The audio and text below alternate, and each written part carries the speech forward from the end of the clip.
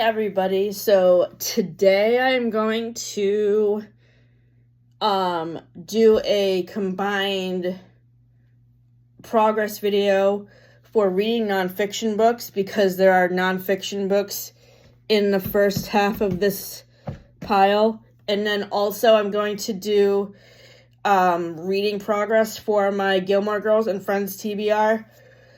So to begin, I wanted to say that I met Sarah Adams yesterday at Books A Million, and she confirmed for me that this fictional town of Rome, Kentucky was inspired by Stars Hollow, which is what I was anticipating when I first read When in Rome. So I was glad to finally get that confirmed.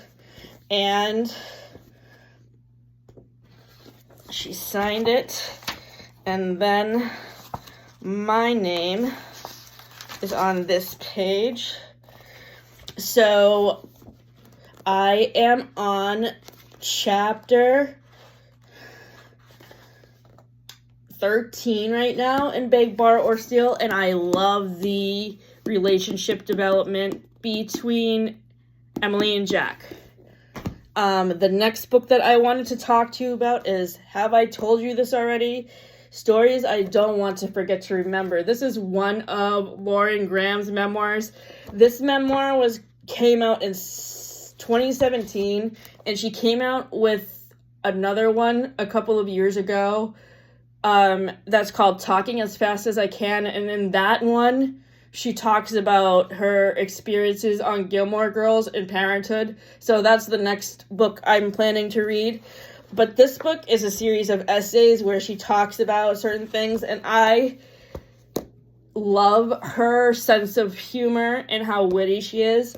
My favorite essays in this book were Ryan Gosling Cannot Confirm, Actory Factory, Squirrel Signs, I Feel Bad About Nora Ephron's Neck, and New York is a Person. And in the essay, New York is a Person, I really like how she personifies New York City in the descriptions that she uses, because whenever I go to New York, I can just picture myself in New York City when she's talking about it in that essay. And another book that I read for this TBR that is mentioned in the essay in this book is called I Feel Bad About My Neck, which is an essay collection by Nora Ephron, who is the director of Sleepless in Seattle and When Harry Met Sally. I read 2 books by her, the essay collection called I Feel Bad About My Neck, which is an essay collection about getting older that I read 2 weeks ago, and in the list online I found about books that describe Gilmore Girls characters, this book represents Emily Gilmore, who was played by Kelly Bishop. So I can't really relate to a lot of the essays in that essay collection. And with Heartburn is it's a book about a woman named Rachel who's going through a divorce, and she's pregnant with her second child.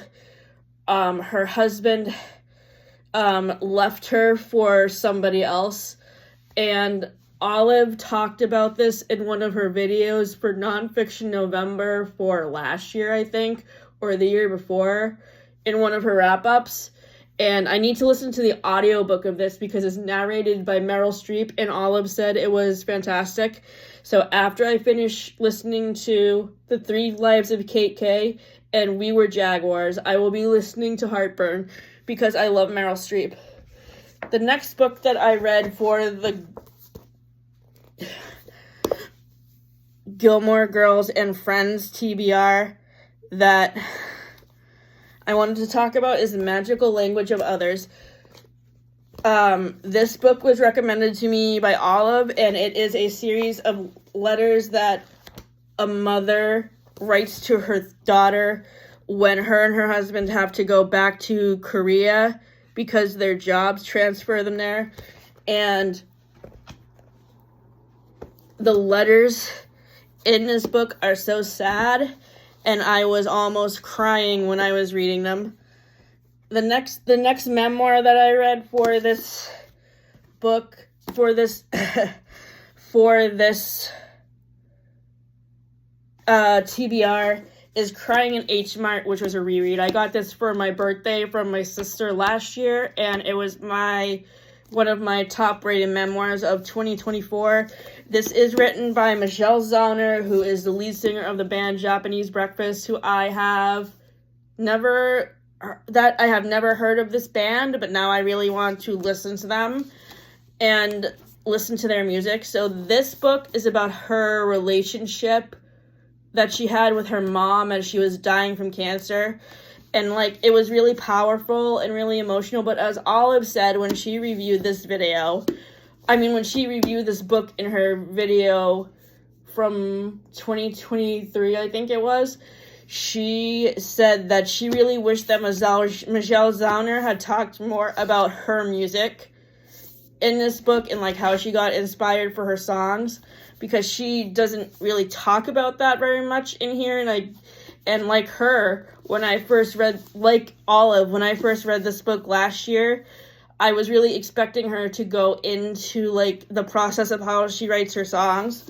So the mother-daughter relationship between Michelle Zauner and her mother, and the character in this book and her mother, reminds me of Mrs. Kim and Lane in Gilmore Girls, because they have a strict mother-daughter. They have a really strained relationship because Lane wants to be a normal teenager, but her mother is very strict and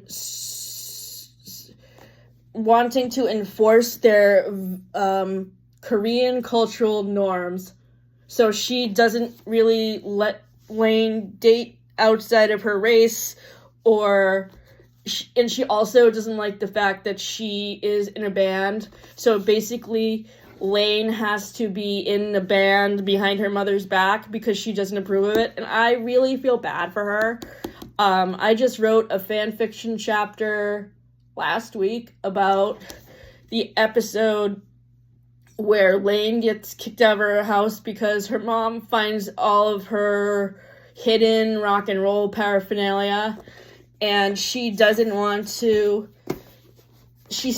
Even though Lane doesn't have to keep that stuff a secret from her anymore,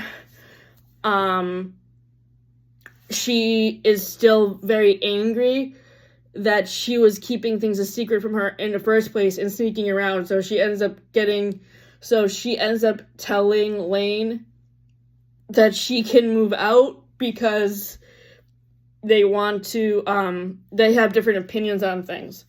So those are the books that I have read for my TBR about Friends and Gilmore Girls. Another book that I read that's a nonfiction book is called I'll Be There For You, which is a book by a New York City journalist about the TV show Friends and, like, all the behind the scenes stuff. And as I was going along and reading this book, I noticed a lot of crossover between stuff that was talked about in Friends, Lovers, and the Big Terrible Thing and James Burrows' memoir, directed by James Burrows.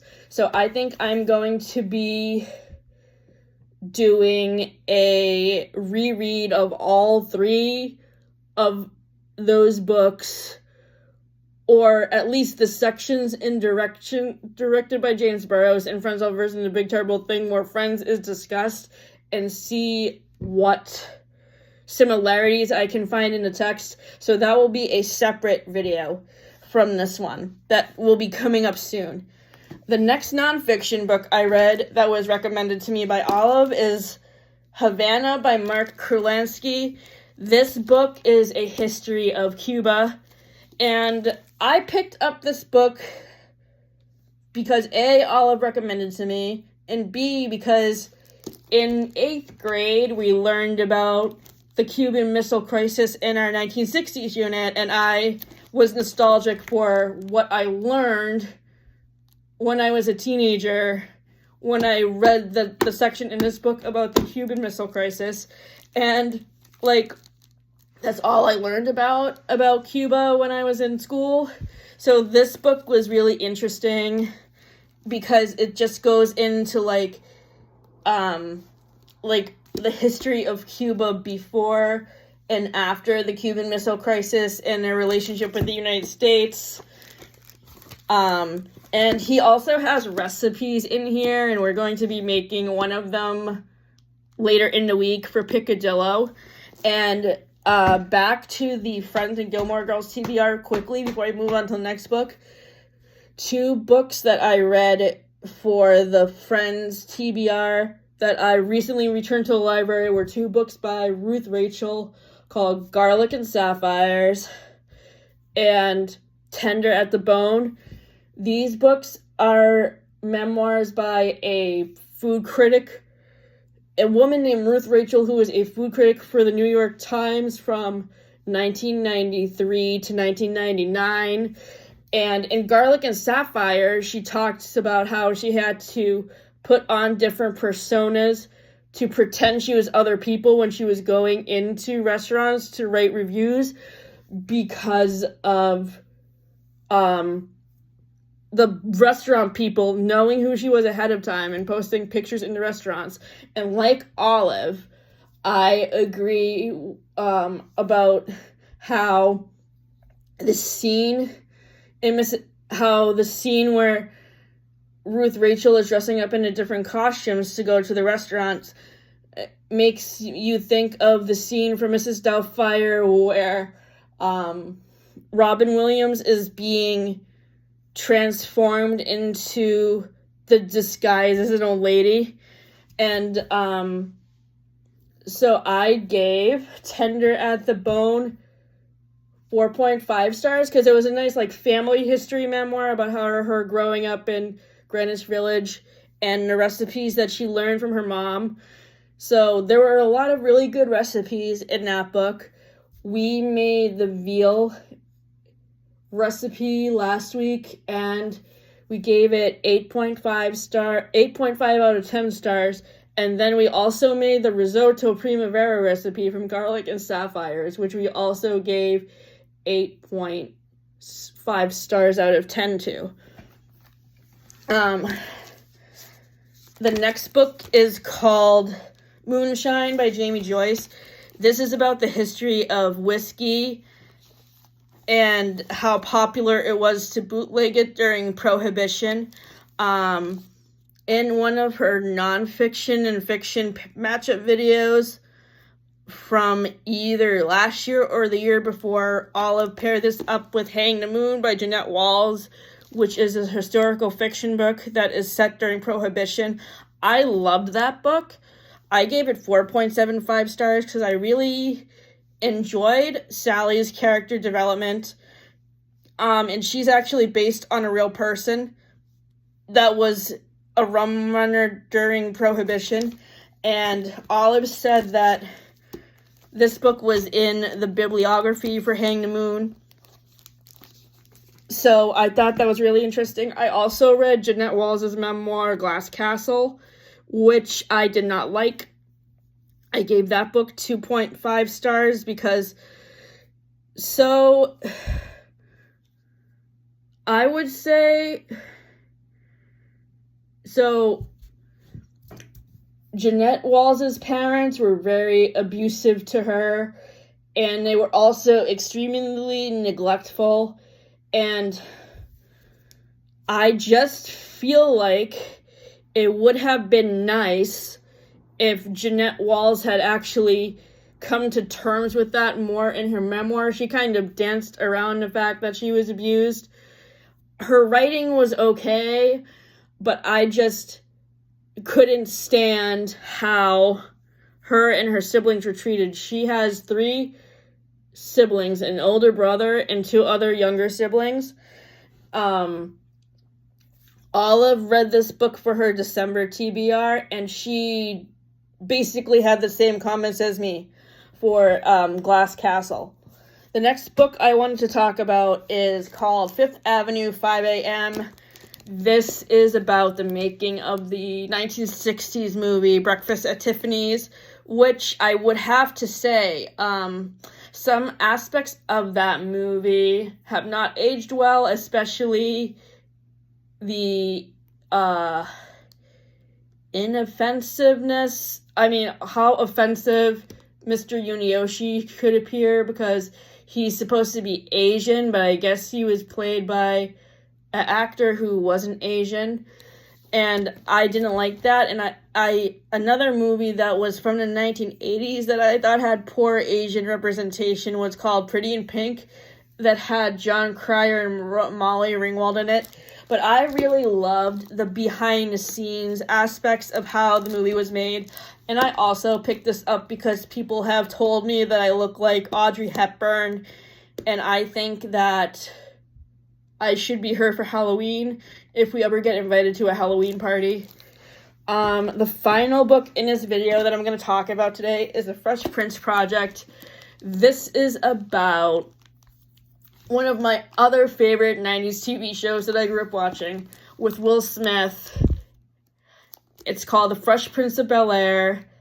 It's a fictitious story about Will, who is Will Smith's self-insert, and how he moves in with his rich uncle and aunt, Phil and Viv, and his cousins Carlton, Ashley, and Hillary.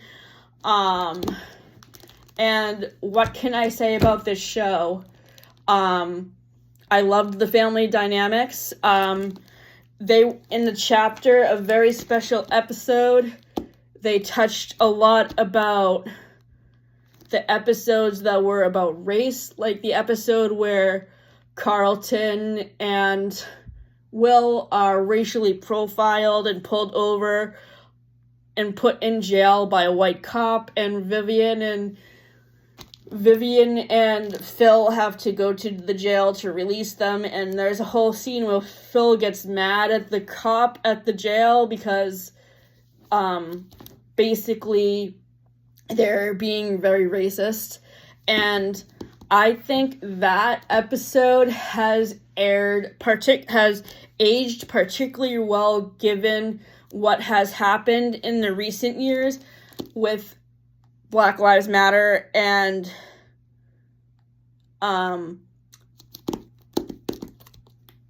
all of the stuff with racial profiling that happened during that time. So I really think that if you want to watch an episode of Fresh Prince of Bel-Air that is very timely to current events, you should watch that one. Another episode that they talk about is the one where they go back to their old neighborhood because a hurricane hits and they have to help rebuild houses. And they have flashback scenes to what their life was like before they lived in the mansion. And I just thought the representation of poverty was very realistic in that episode. And another episode that really hit me hard, of course, was the finale, when they're all moving out of the mansion and saying goodbye. And my favorite scene in that episode is when Will says goodbye to Uncle Phil, and he says to him, "You'll always be my son." And I cry every time I think of that scene, because I basically grew up with these characters, like I did with the characters on Full House and Friends, and that's why these episodes are hard for me to I haven't watched Fresh Prince of Bel-Air in a long time. I haven't watched Full House in its entirety in a long time, but recently I watched the episode of Friends, the finale episode, which aired in 2004 on May 18th. what's prominent about this episode is that it's about saying goodbye to people you love and growing up and moving on to next chapters. And this episode aired 3 weeks before my high school graduation. I was 18, and I remember just connecting to the characters because they were in a similar situation to moving into a new parts of their lives. Phoebe and Mike move into their own house, and I assume they had their own family eventually, but I don't know. Rachel is leaving for Paris, but then she gets off the plane. I hated that ending because I really wanted Rachel to take agency for her own job and all of what she worked so hard for instead of crawling back to Ross, because sure, in the last 2 seasons after Emma is born, Ross definitely grows and matures, but throughout the whole season, throughout the whole series, he was just so whiny and clingy. So I was really hoping that in alternate relationships, if there were alternate endings to the relationships for the Friends characters, I saw Rachel ending up with Gavin or Joey or probably Gunther. And then I saw Ross ending up with Julie or Mona. I saw Joey ending up with... that's a good one. Well, Rachel would have been a nice alternative, would have been a good ending for Joey, or maybe Charlie. Even though they had nothing in common, but maybe they could have made their relationship work. Another alternative relationship I saw for Ross was Susan getting divorced from Carol and them getting back together so they could raise Ben happily. And then I saw Monica ending up with Richard and Chandler ending up with Kathy if they didn't end up together. What else was I gonna say? I think that's it. So thanks for tuning in. Have a great night.